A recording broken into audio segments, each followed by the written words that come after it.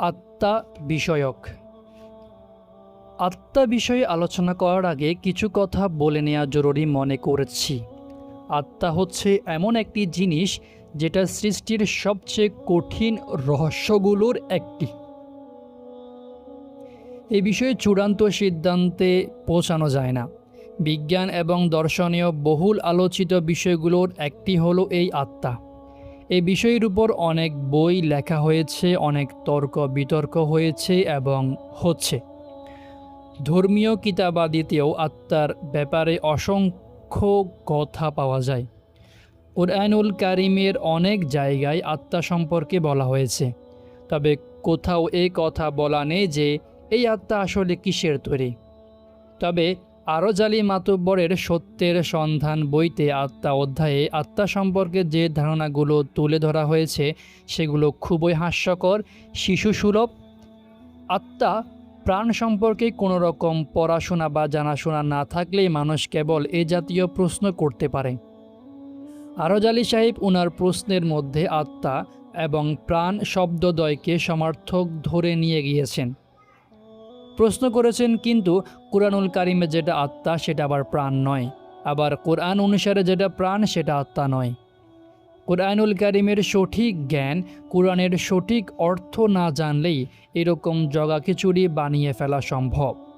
যাই হোক, এই অধ্যায়ে আমরা দেখব আরজ আলী সাহেব আত্মা বিষয়ে ওনার প্রশ্ন নিয়ে কিভাবে এগিয়েছেন। আত্মা বিষয়ে ওনার প্রথম প্রশ্ন হলো, এই রক্ত মাংস অস্থি মেদ মজ্জায় গঠিত দেহটাই কি আমি? তাই যদি হয়, তবে মৃত্যুর পরে যখন দেহের উপাদানসমূহ পচিয়া গলিয়া অর্থাৎ রাসায়নিক পরিবর্তনে কতগুলি মৌলিক ও যৌগিক পদার্থে রূপান্তরিত হইবে, তখন কি আমার আমিত্ব থাকিবে না? যদি নাই থাকে, তবে স্বর্গ নরকের সুখ দুঃখ ভোগ করিবে কে? মাতব্বর সাহেব এই জায়গায় ভুল করেছেন, যেন তেন কোনো ভুল নয়, মারাত্মক ভুল। ধর্মগুলো যে পরলৌকিক অর্থাৎ ইহজগতের পরে আরও একটি জগৎ সম্পর্কে ধারণা দেয়, সে ব্যাপারে ওনার সম্ভবত জানা নেই, অথবা হতে পারে যা জানেন তা পরিপূর্ণ নয়। অবশ্যই মাতব্বর সাহেবকে দোষ দিয়ে লাভ নেই। এমন নয় যে এই প্রশ্ন ঘুম থেকে উঠে আমরা নতুন দেখছি। এই প্রশ্নটা বহু বহু পুরনো। আজ থেকে 1450 বছর আগে মক্কার কাফির মুশরিকও ঠিক এই প্রশ্নগুলোই রাসূল সাল্লাল্লাহু আলাইহি ওয়াসাল্লামকে করত। একবার একজন মুশরিক ব্যক্তি উবাই ইবনে খালাব, মতান্তরে ওয়াইল ইবনে সাহম বা তাদের উভয়ই রাসূল সাল্লাল্লাহু আলাইহি ওয়াসাল্লামের কাছে দুটি পুরনো হাড় নিয়ে এসে ঘষা দিল। ঘষা দেওয়ার ফলে হাড়গুলো গুঁড়ো হয়ে নিচে পড়তে লাগলো। এরপর ওই মুশরিক ব্যক্তি রাসূল সাল্লাল্লাহু আলাইহি ওয়াসাল্লামকে বলল, হে মুহাম্মদ, এইরকম গুঁড়ো হয়ে যাওয়ার পরেও কি এগুলো আবার জীবিত হবে? মুশরিক ব্যক্তির উদ্দেশ্য ছিল জানা নয়, ব্যঙ্গ করা। এই ঘটনার পরিপ্রেক্ষিতে আল্লাহ সুবহানাহু ওয়া তাআলা সূরা ইয়াসিনের নিম্নোক্ত আয়াতগুলো নাজিল করলেন। আর সে আমার উদ্দেশ্যে উপমা পেশ করে, অথচ সে তার নিজেকে সৃষ্টির কথা বলে যায়। সে বলে, হাড়গুলো জরাজীর্ণ হওয়া অবস্থায় কে সেগুলোকে আবার একত্রিত করে জীবিত করবে? বলুন, হে মুহাম্মদ, তিনি জীবিত করবেন, যিনি এগুলোকে প্রথমবার সৃষ্টি করেছিলেন, আর তিনি সকল সৃষ্টি সম্পর্কেই সর্বজ্ঞাত। তাহলে আমরা দেখতে পাচ্ছি আরজ আলী সাহেবরা যে প্রশ্নগুলো এখন বসে করছেন তা নতুন কিছু নয়। এই প্রশ্নগুলো 1400 বছর আগে মক্কার মুশরিক কাফেররা করেছিল। এগুলোর উত্তর তখনও দেওয়া হয়েছে, আবার প্রতি যুগের আলেম ফকিহ ইমামগণ দিয়েছেন। কিন্তু বাতিল তথা মিথ্যার একটি রূপ এমন যে সে বারবার ভিন্ন ভিন্ন রূপে ভিন্ন ভিন্ন মাধ্যমে সত্যানুসন্ধানীদের বিভ্রান্ত করতে চায়। আমরা এবার আরজ আলী সাহেবের প্রশ্নে ফিরে যাই আবারও। তিনি বলতে চেয়েছেন, মৃত্যুর পর যেহেতু আমাদের শরীর পচে গলে মাটির সাথে মিশে যাবে, তাহলে পরকালের সুখ দুঃখ শাস্তি পুরস্কার ভোগ করবে কে? পাঠক, একটি ঘটনা কল্পনা করার চেষ্টা করুন। ধরুন আপনার হাতে এই মুহূর্তে যে মোবাইল ফোনটি আছে, সেটি হচ্ছে আইফোন 8। ধরুন এই মোবাইল ফোনটি হাতে নিয়ে আপনি রিকশায় করে বাসায় ফিরছেন। রিকশায় বসে বসে আপনি মনের আনন্দে ফেসবুক চালাচ্ছেন, বিভিন্ন বন্ধু বান্ধবের পোস্টে ফটোতে লাইক দিচ্ছেন, কমেন্ট করছেন, রিপ্লাই দিচ্ছেন। হঠাৎ পেছন থেকে আরেকটি রিকশা এসে জোরে আপনাদের রিকশাতে ধাক্কা দিল। এর ফলে কী হলো? আপনি পড়তে পড়তেই বেঁচে গেলেন, কিন্তু আপনার হাতে থাকা স্যামসাং ব্র্যান্ডের ফোনটা হাত থেকে পড়ে গিয়ে ভেঙে কয়েক টুকরো হয়ে গেল। আপনি মন খারাপ করে বাসায় ফিরে আসলেন। বাসায় ফিরে আপনার ল্যাপটপ ওপেন করে ফেসবুক লগ ইন করলেন। আচ্ছা বলুন তো, আপনার হাত থেকে মোবাইল ফোনটি পড়ে নষ্ট হয়ে যাওয়ার সাথে সাথে কি আপনার ফেসবুক অ্যাকাউন্টটিও নষ্ট হয়ে গেছে? আপনার ফেসবুক প্রোফাইল গায়েব হয়ে গেছে? আপনার সব রকম ফেসবুক অ্যাক্টিভিটি হাওয়া হয়ে গেছে? না, এর কোনোটাই হয়নি। আপনি যখন ওই নতুন মাধ্যমে নতুন ডিভাইসে আপনার মোবাইল এবং পাসওয়ার্ড দিয়েছেন, আপনার পূর্বের সকল অ্যাক্টিভিটি আবার চলে এসেছে। এখানে ব্যাপারটাও কিছুটা সেরকম। আমাদের এই দেহটা হচ্ছে স্যামসাং ব্র্যান্ডের মোবাইল ফোনটার মতোই। এটা নষ্ট হয়ে যাওয়া মানেই কিন্তু আমার সকল ভার্চুয়াল অ্যাক্টিভিটি হারিয়ে যাওয়া নয়। আর আমাদের আত্মাটা হচ্ছে ফেসবুক অ্যাকাউন্টের মতো। এর মাধ্যমে এটার মেইল পাসওয়ার্ড দেওয়া হবে। আমার সকল ভার্চুয়াল অ্যাক্টিভিটি হুবহু ফেরত আসবে। আরজ আলী সাহেবদের বলতে চাই, এই জীবন পরবর্তী জীবনে আল্লাহ সুবহানাহু ওয়া তাআলা যখন বলবেন হও, তখন আমাদের পৌঁছে গলে মাটির সাথে মিশে যাওয়া হাড়গুলো পুনরায় একত্র হয়ে যাবে।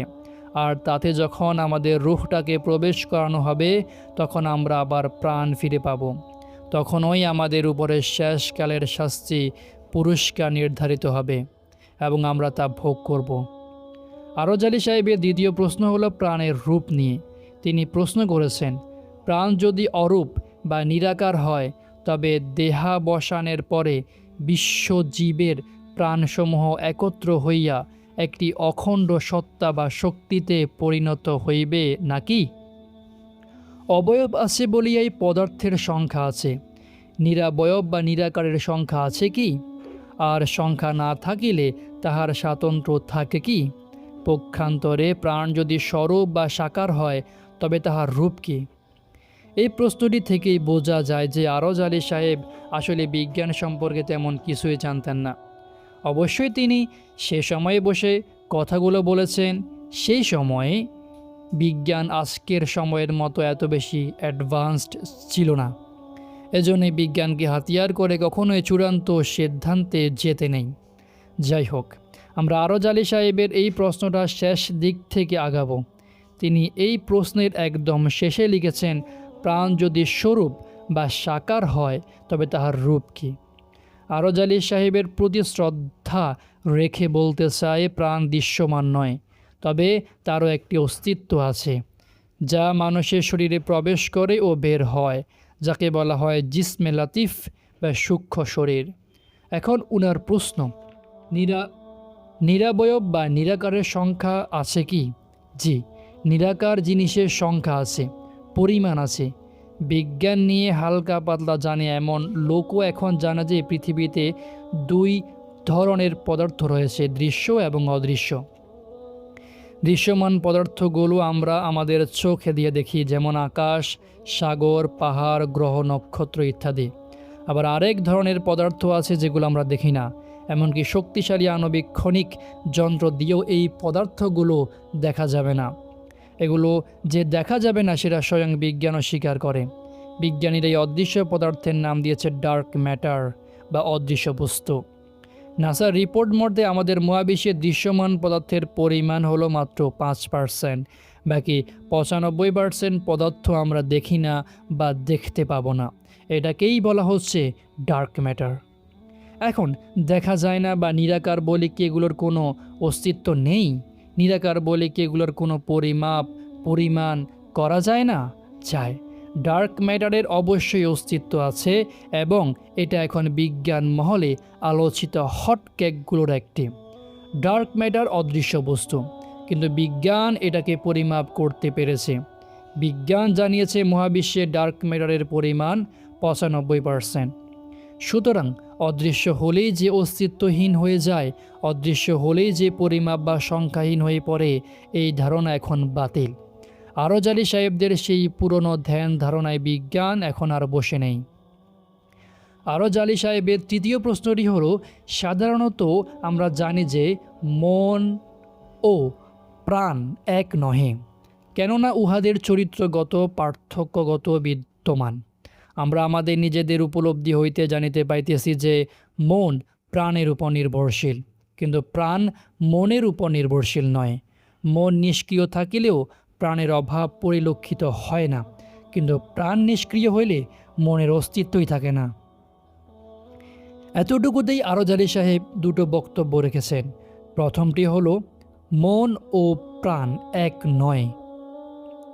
এই কথাটির সাথে 100 ভাগ একমত। মন ও প্রাণ কখনোই এক নয়, দুটো আলাদা জিনিস। তাছাড়া আরজ আলী সাহেবের উপযুক্ত বক্তব্য দিয়ে তিনি ইসলামের বিরুদ্ধে তেমন সুবিধা করতে পারবেন না, কারণ ইসলাম মন ও প্রাণ আলাদা বলে থাকে। একটির নাম কলব আর একটির নাম নফস। কিন্তু এরপরেই আরজ আলী সাহেব আবার একটি ভুল করে বসেছেন। তিনি বলেছেন মন নিষ্ক্রিয় থাকলে প্রাণের অভাব পরিলক্ষিত হয় না, কিন্তু প্রাণ নিষ্ক্রিয় থাকলে মনের অস্তিত্বই থাকে না। প্রাণ নিষ্ক্রিয় থাকলে মনের অস্তিত্ব বিলুপ্ত হবার কথা আদৌ ঠিক নয়। বৈজ্ঞানিক দৃষ্টিকোণ থেকে এটা একদম অবৈজ্ঞানিক কথা। বিজ্ঞান প্রমাণ করেছে মানুষের প্রাণ অবর্তমান থাকা অবস্থাতেও মন বর্তমান থাকে। Near death experience research foundation নামে বিজ্ঞানী জেফ্রি লং এর একটি রিসার্চ ফাউন্ডেশন আছে। এই ফাউন্ডেশনটি বিগত 25 বছর ধরে মৃত্যু পরবর্তী জীবন নিয়ে গবেষণা করছে। কোনো মানুষ যখন গুরুতর অ্যাক্সিডেন্ট করে, হার্ট অ্যাটাক করে, তখন ডাক্তাররা ওই ব্যক্তিকে ক্লিনিক্যালি ডেথ বলে ঘোষণা দিয়ে দেন। অর্থাৎ ডাক্তারদের ভাষায় এই লোক মৃত। কিন্তু ক্লিনিক্যালি ডেথ ঘোষিত হবার পরেও এরকম কিছু কিছু ব্যক্তি আল্লাহর ইচ্ছায় আবার প্রাণ ফিরে পায়। বিজ্ঞানী জেফ্রি লং এর এই সংগঠনটি মূলত বিশ্বের বিভিন্ন প্রান্তের এরকম ক্লিনিক্যালি ডেথ থেকে ফিরে আসা ব্যক্তিদের নিয়ে গবেষণা করে। তারা ওই সব ব্যক্তিদের কাছে জানতে চায় ক্লিনিক্যালি ডেথ হয়ে যাবার পরে তারা কোথায় ছিল, কি করেছিল আর কি দেখেছিল। এরকম অবস্থা থেকে ফিরে আসা সকলের বক্তব্য প্রায় একই রকম দেখা যায়।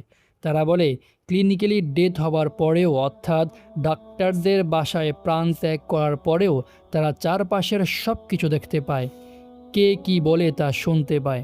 এ সময় তারা যেখানে ইচ্ছে চলে যেতে পারে, অর্থাৎ ওই সময়টাতে তারা আর নিজেদের শরীরের মধ্যে সীমাবদ্ধ থাকে না। এই সময় তারা বিশেষ করে তাদের জীবনের একদম শুরু থেকে শেষ পর্যন্ত দেখতে পায়। এ বিষয়ে ডক্টর জেফ্রি লং এর একটি বিখ্যাত বইও আছে। বইটির নাম evidence of the after life. তাদের প্রতিষ্ঠিত সংগঠনটি হল www.andorf.org। অর্থাৎ এই সমস্ত বিজ্ঞানীদের যাবতীয় কাজ, গবেষণা, পরীক্ষা নিরীক্ষা এটাই প্রমাণ করে যে মন অবশ্যই প্রাণের উপর নির্ভরশীল নয়। মানুষের প্রাণ না থাকা অবস্থাতেও তার মন বর্তমান থাকতে পারে। সুতরাং প্রাণ নিষ্ক্রিয় হলেই মনের অস্তিত্ব থাকে না মর্মে আরজ আলী সাহেবের বক্তব্য অসত্য এবং অবৈজ্ঞানিক। অধ্যায়ের চতুর্থ প্রশ্নে এসে আরজ আলী সাহেব লিখেছেন, দেহ জড় পদার্থ। কোন জীবের দেহ বিশ্লেষণ করিলে কার্বন, হাইড্রোজেন, অক্সিজেন, লৌহ, ফসফরাস ইত্যাদি নানা প্রকার মৌলিক পদার্থের বিভিন্ন অনুপাতে অপূর্ব সংমিশ্রণ দেখা যায়। পদার্থসমূহ নিষ্প্রাণ, কাজে পদার্থসমূহের যথানুপাতে সংমিশ্রিত অবস্থাকে প্রাণ বলা যায় না। পদার্থসমূহের যথানুপাতে সংমিশ্রণ এবং আরও কিছুর ফলে দেহে প্রাণ চাঞ্চল্য দেখা যায়। ওই আরও কিছুকে আমরা মন বলিয়া থাকি। কিন্তু মানুষের দেহ, মন ও প্রাণে কিছু সম্পর্ক বা বন্ধন আছে কি? থাকিলে তাহা কিরূপ? আর না থাকিলে বা উহার একত্র থাকে কেন? আরজ আলী সাহেব মাতব্বরের কথাগুলোকে একটু খুঁটিয়ে দেখলেই উনার প্রতিটা প্রশ্ন থেকে খুঁত বের করা যায়। এসব নিয়ে লিখতে বসলে পাতার পর পাতা হয়তো শেষ হবে, কিন্তু উত্তর লেখা আর শেষ হবে না। তিনি আবারও প্রাণ ও মনকে গুলিয়ে ফেলেছেন। এই যেমন 4 নম্বর প্রশ্নের প্রথম লাইনেই উনি একটি ভুল তথ্য, বলেছেন দেহ জড় পদার্থ। অথচ হালকা বিজ্ঞান বোঝে এমন লোক মাত্রই জানে যে মানব শরীর গঠিত হয় অসংখ্য ক্ষুদ্র ক্ষুদ্র কোষের মাধ্যমে। প্রতিটি কোষে রয়েছে স্বতন্ত্র জীবন প্রক্রিয়া, প্রতিটি কোষেরই প্রাণ আছে। তাহলে প্রাণ সম্পন্ন এই কোষ দিয়ে গঠিত দেহটাকে জড় পদার্থ বলাটা কতটা যৌক্তিক বা বিজ্ঞানসম্মত? তর্কের খাতিরে ধরে নেওয়া যাক মানুষের কোষগুলোকে বিশ্লেষণ করলে কার্বন, হাইড্রোজেন, অক্সিজেন, লৌহ, ফসফরাস ইত্যাদি পাওয়া যায়। কিন্তু বিজ্ঞান মনস্ক যে কোনো ব্যক্তি মাত্রই জানে যে পদার্থের পরমাণুগুলো কখনোই স্থির থাকে না এবং পরমাণু কখনোই জড়বস্তুর মতন আচরণ করে না। আমরা জানি প্রতিটি পরমাণুতে 3টি মৌলিক কণিকা থাকে। এগুলো হলো ইলেকট্রন, প্রোটন এবং নিউট্রন। এই 3টি কণিকা আবার বিভিন্ন অনুপাতে একত্র হয়ে আবার ভিন্ন ভিন্ন পরমাণু গঠন করে। প্রোটন এবং নিউট্রন মিলে তৈরি হয় নিউক্লিয়াস এবং এদেরকে ঘিরে ইলেকট্রন সার্বক্ষণিক ঘুরতে থাকে। সুতরাং মানুষের শরীরের কোষগুলো ভেঙে যখন পরমাণুতে পরিণত হয় তখন কি তাকে জড় বস্তু দাবি করা যায়? তাহলে চিন্তা করুন, পুরো দেহটাকে জড় পদার্থ বলে দেওয়াটা কতটা অবৈজ্ঞানিক।